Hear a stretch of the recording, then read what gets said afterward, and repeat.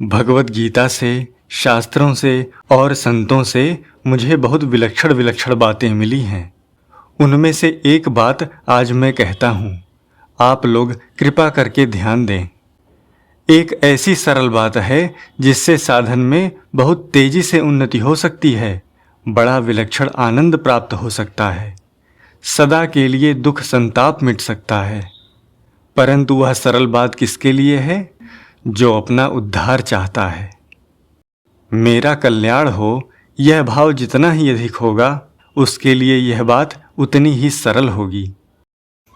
हम साधन करते करते ऊंची स्थिति पर पहुंचते हैं, फिर हमें उस तत्व का अनुभव होता है। ऐसा एक प्रकार है। एक प्रकार ऐसा भी है कि साधन करते करते हम जहां पहुंचते हैं, वहां हम पहले से ही जा बैठें तो उतना लंबा समय नहीं लगेगा, उतना परिश्रम नहीं पड़ेगा तथा लाभ बहुत जल्दी और विशेष होगा।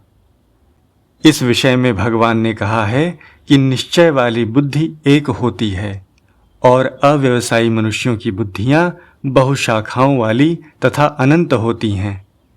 दुराचारी से दुराचारी मनुष्य भी यदि अनन्य भाव से मेरे भजन में लग जाता है तो उसको साधु ही मानना चाहिए, क्योंकि उसने निश्चय बहुत अच्छा किया है। इस श्लोक में आए हुए सम्यक व्यवसितो ही सह पद का तात्पर्य भी यही है कि अब हमें परमात्मा की प्राप्ति ही करनी है, हमें इस मार्ग पर ही चलना है, ऐसा अटल निश्चय हो जाए। लोग निंदा करें या स्तुति करें, धन आ जाए या चला जाए, शरीर ठीक रहे या बीमार रहे, हम जीते रहें या मर जाएं, पर हम इस निश्चय पर अडिग रहेंगे। इस तरह मैंपन में यह भाव कर लिया जाए कि मैं तो केवल पारमार्थिक साधक हूँ, तो फिर साधन अपने आप होगा। आरंभ में भी हम अपना संबंध परमात्मा से मान लें कि हम भगवान के हैं और भगवान हमारे हैं। यह बात बहुत बार आपने सुनी होगी और बहुत बार मैंने कही भी है, पर आप लोग ध्यान नहीं देते।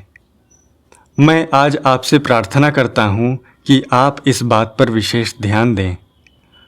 मुझे तो अपना कल्याण करना है, क्योंकि मैं केवल परमात्मा प्राप्ति के लिए ही यहाँ आया हूँ, जन्मा हूँ, दूसरा और कोई मेरा काम नहीं है। ऐसा आपका एक निर्णय हो जाए। इसी को व्यवसायत्मिका बुद्धि कहते हैं। ऐसी बुद्धि से पापी मनुष्य भी बहुत जल्दी धर्मात्मा बन जाता है। क्षिप्रम भवति धर्मात्मा। एक भूल भुलैया होती है, उसके भीतर जाने पर फिर बाहर निकलना मुश्किल हो जाता है। इसी तरह संसार में ये जो राग द्वेष हैं, वे भी भूल भुलैया हैं। यह ठीक है, यह बेठीक है, इसमें मनुष्य ऐसा भूलता है कि इससे निकलना बड़ा मुश्किल हो जाता है। अतः इससे निकलने के लिए आप एक ही निर्णय कर लें कि हमें केवल परमात्मा की तरफ ही चलना है। हमें संसार में न राग करना है, न द्वेष करना है, न हर्षित होना है, न शोक करना है। ऐसा जिसका पक्का निश्चय होता है, वह द्वंद्वों में नहीं फंसता और सुखपूर्वक मुक्त हो जाता है। निर्द्वंद्वो ही महाबाहो सुखम बंधात प्रमुच्यते। समता का नाम योग है, समत्वम योग उच्यते। अतः राग द्वेष हर्ष शोक ठीक बेठीक इन द्वंद्वों में विचलित न होना योग है, और इस योग से युक्त मनुष्य बहुत जल्दी ब्रह्म को प्राप्त हो जाता है। योग युक्तो मुनिर्ब्रह्म न चिरेणाधिगच्छति। इस प्रकार सुखपूर्वक और बहुत जल्दी दोनों बातें आ गईं, परंतु यह बात पढ़ लेने पर, पढ़ा देने पर, विवेचन कर देने पर, लोगों को सुना देने पर भी जल्दी पकड़ में नहीं आती। इस बात को काम में कैसे लाया जाए, इसकी विधि बताता हूँ। नीति में एक श्लोक आया है, अमंत्रम अक्षरम नास्ति, नास्ति मूल मनौषधम, अयोग्यः पुरुषो नास्ति, योजकस्तत्र दुर्लभः। संसार में ऐसा कोई अक्षर नहीं है जो मंत्र ना हो, ऐसी कोई जड़ी बूटी नहीं है जो औषधि ना हो, और ऐसा कोई मनुष्य नहीं है जो योग्य ना हो। परंतु इस अक्षर का ऐसे उच्चारण किया जाए तो यह अमुक काम करेगा, इस जड़ी बूटी को इस प्रकार दिया जाए तो अमुक रोग दूर हो जाएगा, यह मनुष्य इस प्रकार करे तो बहुत जल्दी इसकी उन्नति हो जाएगी, इस प्रकार बताने वाले पुरुष संसार में दुर्लभ हैं। किस बात को किस रीति से काम में लाया जाए जिससे सुखपूर्वक मुक्ति हो जाए, इसमें आपको यह खास बात बताई है कि अपना खुद का विचार निश्चय एक हो जाए कि हमें तो परमात्मा की प्राप्ति ही करनी है। परमात्मा की प्राप्ति भी करनी है, इसमें भी की जगह ही हो जाए और ही पर ही दृढ़ रहें कि हमें तो केवल इस तरफ ही चलना है। दुख पाएं सुख पाएं कुछ भी हो जाए, हमें तो अपना उद्धार करना है, ऐसा पक्का विचार करके चलें तो बहुत सुगमता से बहुत जल्दी कल्याण हो जाए। इसमें खुद का विचार ही काम आएगा। उद्धरेदात्मनात्मानं नात्मानं वसादयेत् आत्मैव ह्यात्मनो बन्धुरात्मैव रिपुरात्मनः। स्वयं अपना उद्धार करे, अपना पतन न करे, क्योंकि यह आप ही अपना मित्र है और आप ही अपना शत्रु है।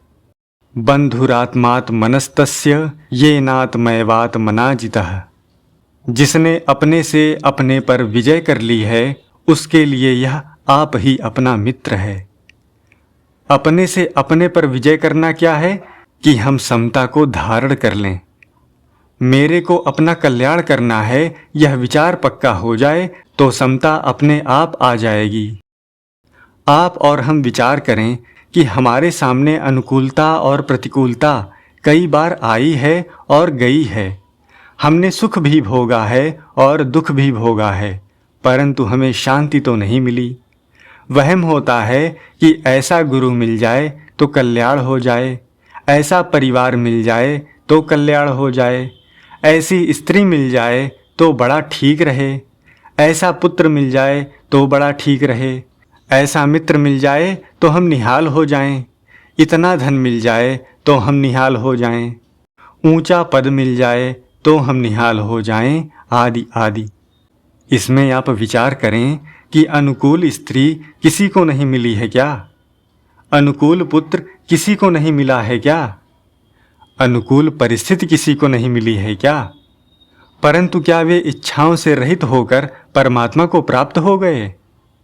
विचार करने से दिखता है कि जिसको ये सब अनुकूलताएं मिली हैं उसकी इच्छाएं नहीं मिटी हैं।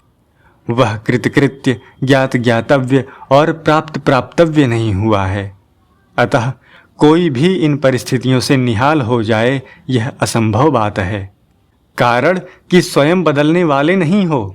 बदलने वाली परिस्थितियों से आप ऊंचे कैसे हो जाओगे?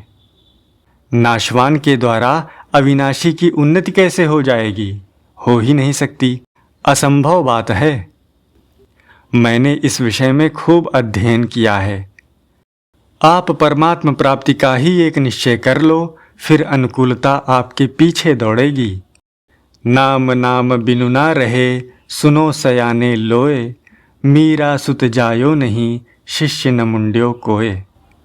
मीराबाई का नाम आज भी कितने आदर से लिया जाता है। उनका नाम लेने से, उनके पद गाने से लोग अपने में पवित्रता का अनुभव करते हैं।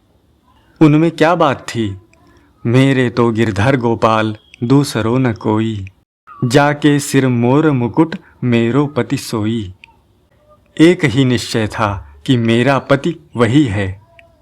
क्या होगा क्या नहीं होगा इस बात की कोई परवाह नहीं। अहंता बदलने पर, एक निश्चय होने पर राग द्वेष कुछ नहीं कर सकते। इनमें ताकत नहीं है अटकाने की। केवल हमारा विचार पक्का होना चाहिए।